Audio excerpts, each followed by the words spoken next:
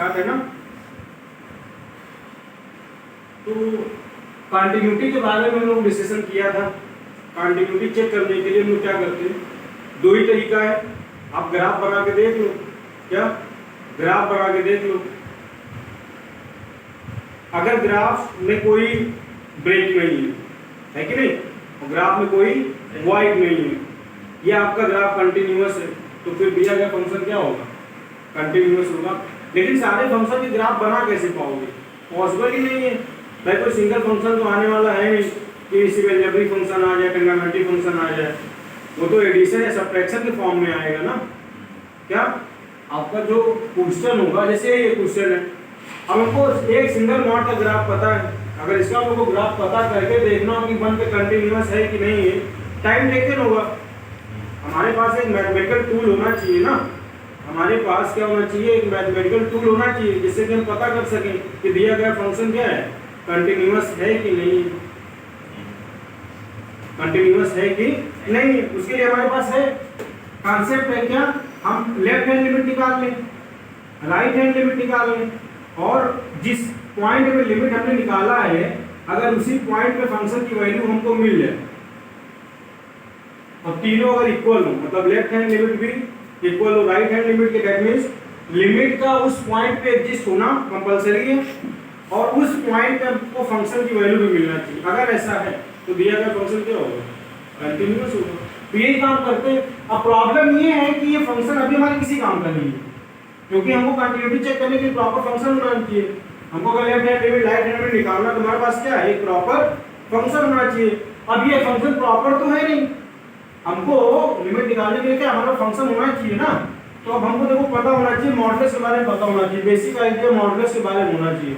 जैसे अगर मैं बोलूं कि इसका मतलब क्या है, x-1 का मतलब क्या है, तो आपको पता है x-1 का मतलब क्या है कि x-1 पॉजिटिव होगा कब, जब x-1 की वैल्यू ग्रेटर देन क्या होगी, 0 होगी। या इसी को हम लिख सकते हैं, ये पॉजिटिव कब होगा, जब x की वैल्यू ग्रेटर देन 1 होगी। अच्छा ग्रेटर देन बोलो या यहीं पे इक्वल लगा देते हैं। और निगेटिव कब होगी, निगेटिव कब होगी, जब x-1 की वैल्यू क्या होगी, लेस देन 0 होगी। क्या होगी, लेस देन 0। अब लेस देन 0 का मतलब क्या है, x की वैल्यू 1 से छोटी है। यही तो डिफिनीशन है मॉडुलस की, है कि नहीं। और अगर इसी तरीके से अगर मुझे x-2 के बारे में डिफिनीशन यूज करना हो तो कैसे करेंगे, x-2 पॉजिटिव होगा कब, जब x-2 की वैल्यू ग्रेटर देन 0 होगी। होनी चाहिए कि नहीं होनी चाहिए, या इसी को हम लोग बोल सकते हैं x की वैल्यू ग्रेटर देन क्या होनी चाहिए, 2 होनी चाहिए, है कि नहीं। इक्वल भी लगा सकते हैं, ग्रेटर से आप इक्वल भी लगा सकते हैं। और नेगेटिव होगी कब, जब x-2 की वैल्यू क्या होनी चाहिए, लेस देन 0। या इसी को क्या होगा, 2 को आप उधर सेट कर सकते हो ना, ये तो इनइक्वालिटी की बात हो गई। तो x लेस देन क्या होना चाहिए, 2 होना चाहिए। ये डेफिनेशन है मॉडुलस की। तो फंक्शन कैसे लिख लेंगे, फंक्शन पे आ जाओ। तो फंक्शन हमारा क्या होगा, हम किस किस पॉइंट में बात कर रहे हैं, हम बात कर रहे हैं अगर x की वैल्यू 1 से, अगर हम पहले क्या बात कर रहे हैं, x की वैल्यू 1 से छोटी है, 1 से छोटी पे बात कर लो। दूसरा पॉइंट क्या बात करेंगे हम, x की वैल्यू क्या है, 1 से बड़ी हो और 2 से छोटी। दूसरा पॉइंट यहाँ से निकाल लेंगे। और तीसरी बात हम क्या करने वाले हैं, तीसरी बात आप कर लो, x की वैल्यू ग्रेटर देन और इक्वल टू 2। अब सोचो अगर x की वैल्यू 1 से छोटी है, तो देखो 1 से छोटी है तो उसमें आपका ये वाला फंक्शन क्या है, नेगेटिव है। तो आप यहाँ पे क्या लिख लोगे, माइनस टाइम ऑफ x-1।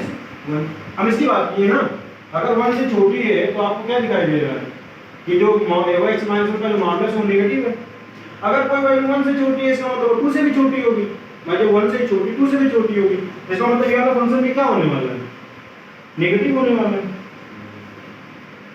है कि नहीं। अब दूसरा डिफिनेशन पे आओ। दूसरी डिफिनेशन क्या कह रही है कि अगर वैल्यू एक क्या है, 1 से ग्रेटर है, 1 से ग्रेटर पे जाओ भैया, देखो ये 1 से ग्रेटर, तो ये क्या है, पॉजिटिव है, x-1 क्या है, पॉजिटिव है। लेकिन 2 से छोटा, 2 से स्मॉल भी तो कह रहा है, और 2 से अगर स्मॉल है तो ये वाली वैल्यू क्या है, नेगेटिव है। तो आप यहाँ पे नेगेटिव, आप क्या ले लो नेगेटिव, और अगर 2 से बड़ी है तो अब जो वैल्यू 2 से बड़ी होगी 1 से तो बड़ी होगी, तो दोनों पॉजिटिव, दोनों पॉजिटिव, दोनों पॉजिटिव हो गया। अब आप इसको अच्छे से लिख लेते हैं, अच्छे से लिख लो यार फंक्शन को। कैसे लिखोगे तो सॉल्व करो, -x + 1 -x + 2, तो -x -2x -2x और प्लस 3, ये कब की बात है जब x की वैल्यू 1 से छोटी है। अब दूसरा क्या होगा, अब देखो ध्यान से, ये पॉजिटिव x और ये नेगेटिव x कैंसिल हो जाएगा, समझ लो यहाँ क्या बचने वाला है, -1 + 2 + 1 है कि नहीं। ये कब होगा जब 1 की वैल्यू 1 से बड़ी और 2 से छोटी। और दूसरी बार क्या होने वाला है, 2x - 3, 2x - 3, ये कब होने वाला है जब x की वैल्यू 2 से बड़ी। अब जाकर आपके पास प्रॉपर फंक्शन ये बना, ये प्रॉपर फंक्शन है, ये क्या है, अब प्रॉपर फंक्शन आपके पास है। अब आप आराम से क्या चेक करना है, 1 पे कंटिन्यूटी चेक करना है, आप डेफिनेशन यूज कर लो, डेफिनेशन लिखा हुआ है ना, LHS = RHS = function of value, तो आप LHS निकाल लो यार यहाँ से। तो LHS अगर आप निकालने जाओगे तो LHS का डेफिनेशन क्या है, limit x tends to a - fx, नहीं करनी है कहां पे 1 पे, तो आप डेफिनेशन यूज कर सकते हो ना। डेफिनेशन क्या कहती है कि पहले आप चेक करो लिमिट एग्जिस्ट कर रही है कि नहीं, अगर लिमिट एग्जिस्ट कर रही है तो उस पॉइंट पे, जिस पॉइंट पे आपने लिमिट चेक की है उस पे फंक्शन ऑफ वैल्यू भी एग्जिस्ट करनी चाहिए, ठीक है। तो LHS निकाल लो यार, LHS की डेफिनेशन कैसी है, लेफ्ट हैंड लिमिट कैसे निकालते हैं, limit x tends to a - fx। अब किस पॉइंट पे निकाल रहे हैं, a की वैल्यू तो 1 है, तो 1 माइनस में निकाल रहे हैं हम लोग, कहां पे निकाल रहे हैं 1 माइनस में f ऑफ x, इसको चेंज कर रहे हैं h में चेंज कर रहे हैं, limit h tends to 0 f of 1 minus h, 1 minus h। अब यूज कर लो 1 माइनस, यही तो है 1 माइनस, अरे 1 से छोटा यही तो है, तो ये वाला फंक्शन डालो यार, तो limit s tends to 0 -2 x या क्या रखोगे 1 माइनस h और प्लस 3। क्या कोई फॉर्म बन रहा है 0/0 ∞/∞, कोई फॉर्म है नहीं है, आप डायरेक्ट h की वैल्यू क्या कर सकते हो 0, अगर आपने h को डायरेक्ट 0 की तो -2 और प्लस 3, ऐसा क्या आ रहा है +1। राइट हैंड लिमिट निकाल लो, राइट हैंड लिमिट में क्या डिफिनेशन होगी, limit x tends to a plus f of x equal to limit x tends to 1 plus f of x, h में चेंज करो, limit s tends to 0 f of 1 plus h। अब 1 plus की बात हो रही है, देखो x मतलब x की वैल्यू क्या है, 1 से बड़ी होनी चाहिए, ग्रेटर देन 1, तो ये है ना x से ग्रेटर देन 1, वहां पे वैल्यू क्या है 1, वहां पे एक नंबर कांस्टेंट लिखो, तो कांस्टेंट में कुछ भी पुट होता नहीं, कांस्टेंट में नंबर होता है ना। एंड अगर आप f1 पे वैल्यू निकालोगे फंक्शन की तो भी कितना दिया है, f1 पे देखो इक्वल लगा है ना, मतलब इस यहाँ पे जो वैल्यू है फंक्शन की वो भी कितना है 1। अब ध्यान से देखो, since LHS equal to RHS equal to function of value, so function is continuous at x equal to, ऐसे यूनिट चेक करते हैं किसी भी पॉइंट